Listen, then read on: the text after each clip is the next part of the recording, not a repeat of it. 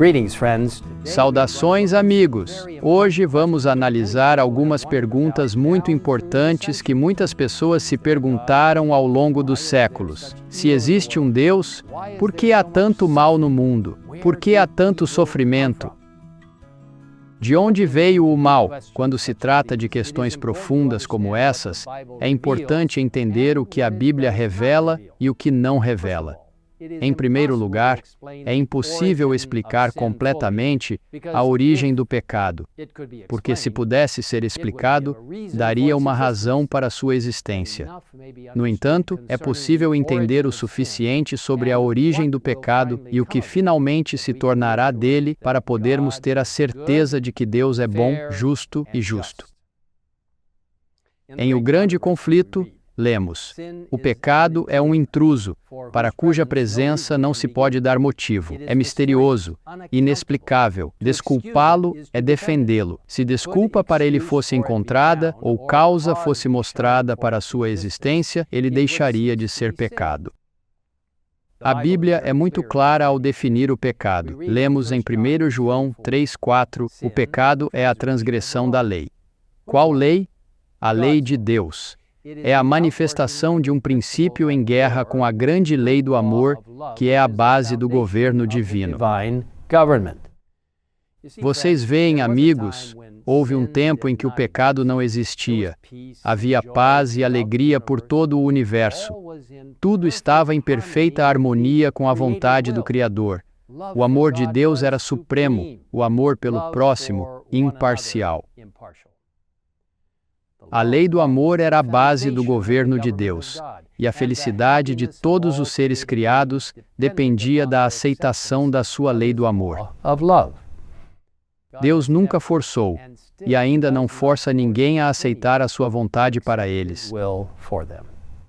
Ele anseia que todos os seus seres criados escolham ter um relacionamento com Ele baseado no amor, e concede liberdade de vontade a todos. Mas, infelizmente, houve um que escolheu perverter essa liberdade. Nos é dito que o pecado teve origem com aquele que, ao lado de Cristo, havia sido mais honrado por Deus e que ocupava a posição mais elevada em poder e glória entre os habitantes do céu. Antes de sua queda, Lúcifer estava mais próximo do trono de Deus. Lemos essa descrição incrível deste anjo poderoso em Ezequiel 28, 12 e 15. Você era o selo da perfeição, cheio de sabedoria e perfeito em beleza. Você estava no Éden, o jardim de Deus. Cada pedra preciosa era sua cobertura. Você era o querubim ungido que cobre. Eu te estabeleci. Você estava no Monte Santo de Deus. Você andava de um lado para o outro no meio de pedras de fogo. Você era perfeito em seus caminhos desde o dia em que foi criado, até que a iniquidade foi encontrada em você. Vocês veem, amigos, essa descrição de Lúcifer mostra que Deus não criou um diabo. Quando ele criou Lúcifer, esse ser celestial era cheio de sabedoria e perfeito, até que iniquidade foi encontrada nele. Como poderia o pecado originar-se de alguém que foi criado perfeito? Isso é inexplicável. É o que chamamos de o mistério da iniquidade. Se pudéssemos explicar, poderia ser desculpado. Mas não há desculpa para o pecado. No entanto, a Bíblia nos dá algumas pistas sobre o que levou Lúcifer por esse caminho horrível. Lemos em Ezequiel 28, 17. Seu coração se encheu de orgulho por causa de tua beleza. Corrompeste tua sabedoria por causa de teu esplendor. De alguma forma, o orgulho havia surgido no coração deste ser angelical, e pouco a pouco, ele começou a buscar a autoexaltação. A Bíblia nos dá mais insights sobre os pensamentos de Lúcifer, onde lemos em Isaías 14, 13 e 14.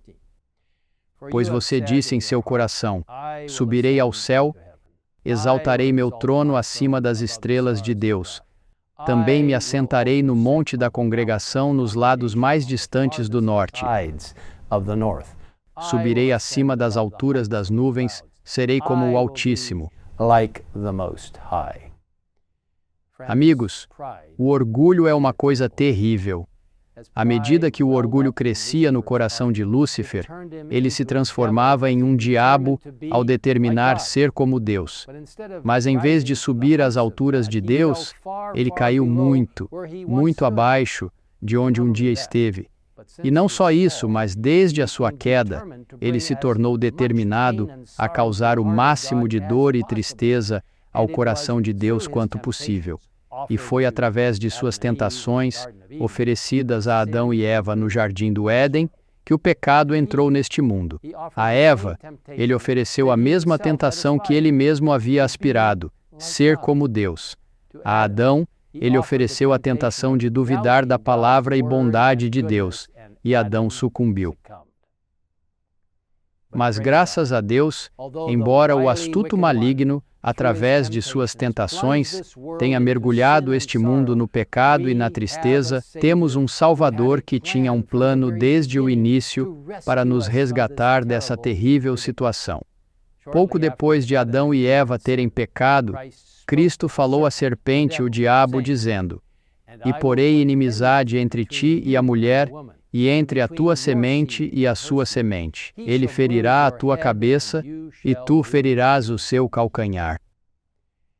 Aqui está contida a maravilhosa promessa de que Jesus viria a esta terra, e que enquanto ele suportaria sofrimento, tristeza e até mesmo a morte por nossa causa, ele ressuscitaria e esmagaria a cabeça da serpente. Sim, meus queridos irmãos e irmãs, um dia, todo pecado, sofrimento e tristeza que conhecemos tão bem serão mortos. Virá um dia em que Deus mesmo enxugará toda lágrima dos nossos olhos. Não haverá mais morte, nem tristeza, nem choro. Não haverá mais dor, pois as coisas antigas já passaram. Eu anseio por aquele dia chegar e tenho certeza de que você também. Louvado seja Deus que temos essa esperança. Jesus está vindo logo. Convido você a orar comigo agora mesmo. Pai Celestial, agradecemos pelo maravilhoso plano de salvação que Tu originaste desde o início dos tempos, mesmo antes da criação deste mundo, em um tempo em que Tu, o Pai, o Filho e o Espírito Santo se reuniram e apresentaram o plano de salvação, onde Jesus mesmo ofereceria sua vida por cada um de nós, e que Ele ressuscitaria e nos ofereceria sua graça e salvação. Pedimos que nos ajudem a continuar olhando para Jesus, para que o orgulho não entre em nossos corações, e que daremos toda a glória a Deus, e fazemos isso agora.